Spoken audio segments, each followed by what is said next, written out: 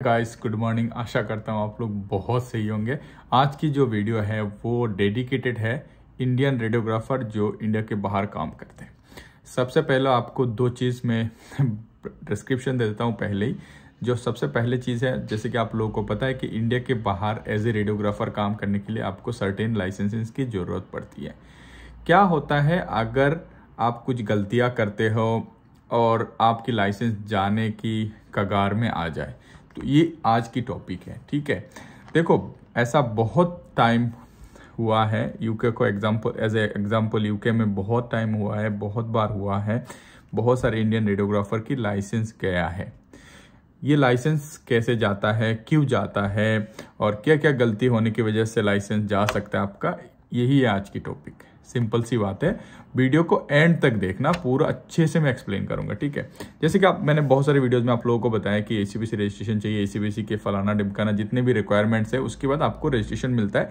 Registration मिलने के बाद आपको जॉब मिलता है। यहाँ पे आप जॉब कर रहे होते हो उस टाइम पे क्या होता है कि एक पॉलिसी होती है हर एक हॉस्पिटल की कि हमारे डिपार्टमेंट में ऐसे ऐसे काम होता है, ऐसे ऐसे काम होता है, ये पॉलिसीज है।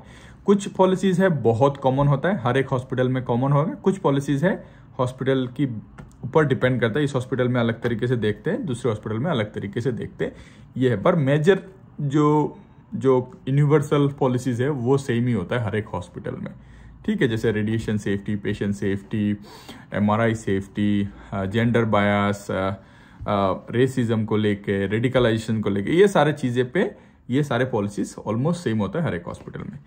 अब ये लाइसेंस क्यों जा सकता है और क्यों इंडियन रेडियोग्राफर को मैं मेंशन करके बात कर रहा हूँ, क्योंकि मेरे जानकार में एक दो लोग हैं जिनको लाइसेंस तो नहीं गया, लेकिन उनकी गलती की वजह से उनको जॉब से हाथ धोना पड़ा, उनको वापस भी जाना पड़ा इंडिया से। मैंने हालांकि एक पुराना वीडियो बनाया था 6-7 महीने पहले, जैसे कि बताया था कि एक फीमेल रेडियोग्राफर को वापस जाना पड़ा इंडिया उनकी गलती की वजह से। तो ये सारी चीज़ें आप कैसे बच सकते हो और क्या क्या हो सकता है, ये सारी चीज़ आज की वीडियो में डिस्कस करेंगे। ठीक है, तो इंडियन रेडियोग्राफर ही क्यों? क्योंकि देखो इंडिया में क्या होता है, रेडियोग्राफर का कोई लाइसेंसिंग बॉडी अभी तक नहीं है, तो इंडिया में आप कुछ भी कर सकते हो बेसिकली। हाँ, लाइसेंस की मतलब कोई लिमिटेशंस नहीं है लाइसेंस में। जैसे यहाँ पे लिमिटेशंस है, लाइसेंस में लाइसेंस लेनी पड़ेगी, लाइसेंस में ये चीज़ कर सकते हो, लाइसेंस के बाहर ये चीज़ नहीं कर सकते। इंडिया में ऐसा कुछ लिमिटेशंस नहीं है, तो हमें लगता है कि बाहर भी ऐसा ही होता है। ऐसा बिल्कुल भी नहीं होता। एसीपीसी का जो गाइडलाइंस है उसमें आप पढ़ोगे तो आपको सारा चीज़ पता चल जाएगा, क्या क्या लिमिटेशंस है, क्या क्या कर सकते हो, क्या क्या नहीं कर सकते हो। ठीक है, तो जैसे कि एग्जांपल मैं बताता हूँ, अगर आप पेशेंट सेफ्टी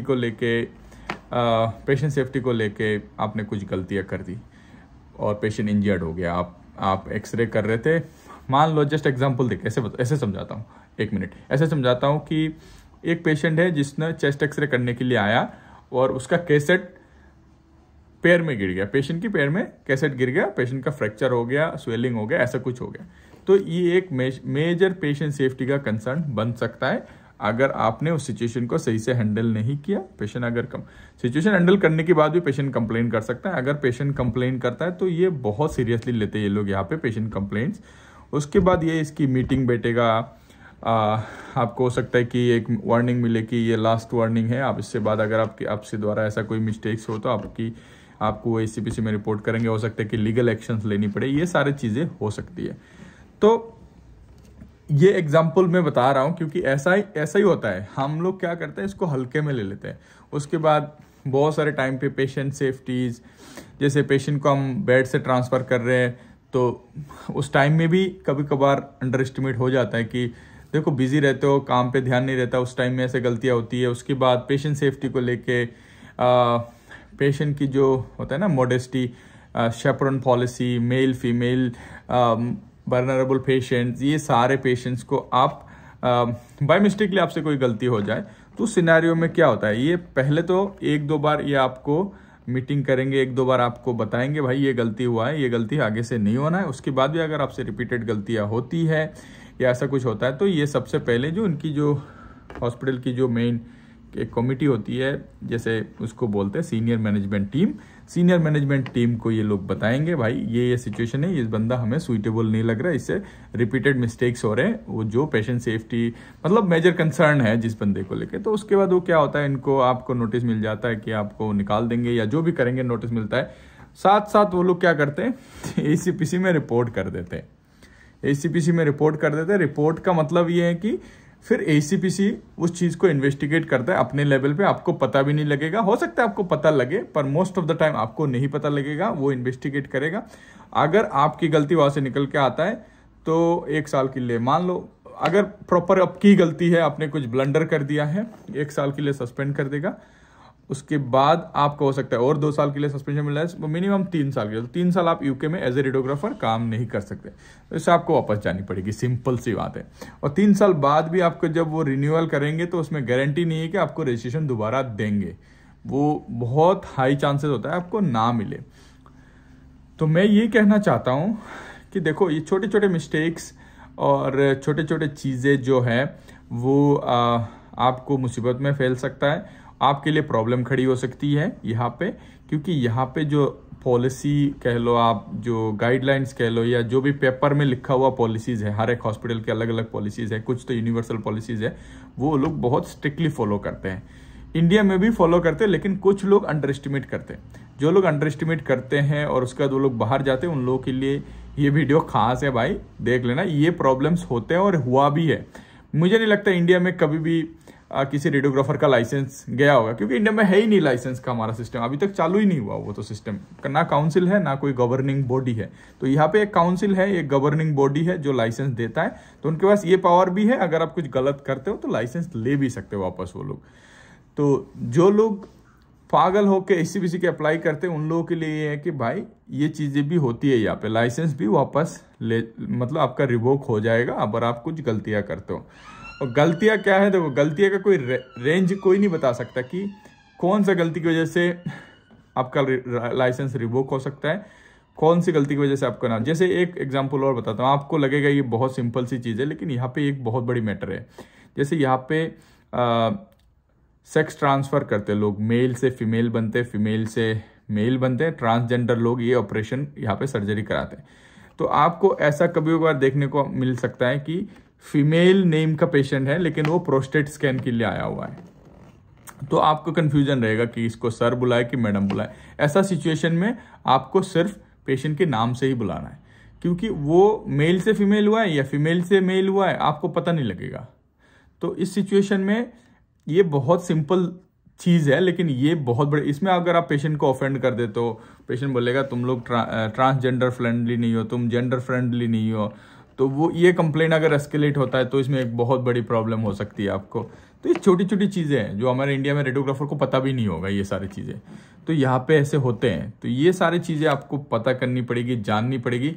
जब आप ऑब्वियसली आपको इंडिया से ये सारी चीज़ें पता नहीं होगा, जब यहाँ पे आओगे, जब आप पॉलिसीज़ को पढ़ोगे, लोगों के साथ मिलोगे, काम करोगे, तो आपको ये चीज़ें धीरे धीरे जानने को मिलेगा, सीखने को मिलेगा।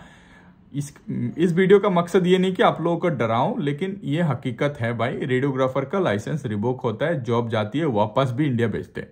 अगर आप लोगों को विश्वास नहीं होता तो आप बीबीसी की वेबसाइट में जाके दे सकते हो। 2013 में एक इंडियन रेडियोग्राफर को इन्होंने लाइसेंस जॉब दिया था। जॉब देने के बाद इधर आने के बाद 3 महीने के बाद उनका जॉब रिवोक किया था, जॉब लाइसेंस रिवोक किया था, फिर उनको वापस भी भेजा था, डिपोर्ट भी किया था। ठीक है, मैं नाम बता नहीं रहा हूँ, आप लोग जाके सर्च कर सकते हो, Indian radiographer ACBC revoke Indian radiographer licence in 2013, ये डालोगे तो बंदे का नाम वाम डिटेल सब कुछ आ जाएगा। और ये बीबीसी की वेबसाइट में भी है। ठीक है, तो ये सारी चीज़ें होती है कि वो इनकॉम्पिटेंट था।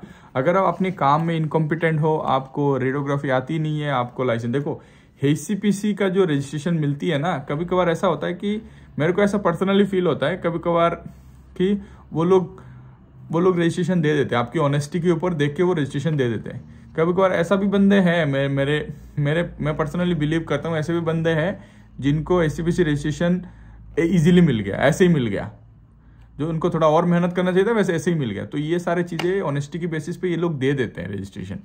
कभी कभार इनकी शॉर्टेज की वजह से भी ऐसे करते हैं, कभी कभार कि देखते कि बंदा ऑनेस्ट लग रहा है, दे देते हैं। तो ये चीज़ें हैं, जब आपको मिल जाता है फिर आपको जाने का भी चांसेस है। और कैसे जाता है मैंने बताया पूरा वीडियो में। आपके ऊपर है, आप लोग इस चीज़ को कैसे लेते हो, कैसे इसको डील करते हो।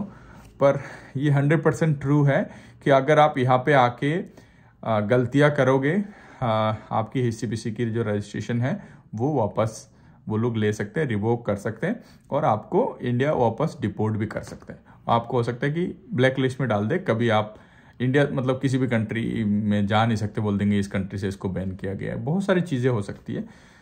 तो भाई यही कह रहा हूँ कि ध्यान से रहना, ध्यान से चीज़ें करना, जल्दबाजी मत करना, ज़्यादा ज़्यादा रिसर्च करो, इन्फॉर्मेशन कलेक्ट करो, इन्फॉर्मेशन इकट्ठा करके रखो, उसके बाद ही चीज़ें आप करना। आशा करता हूँ ये वीडियो आप लोगों को इन्फॉर्मेटिव लगा होगा। Thank you very much for watching, keep subscribing, sharing. Thank you very much.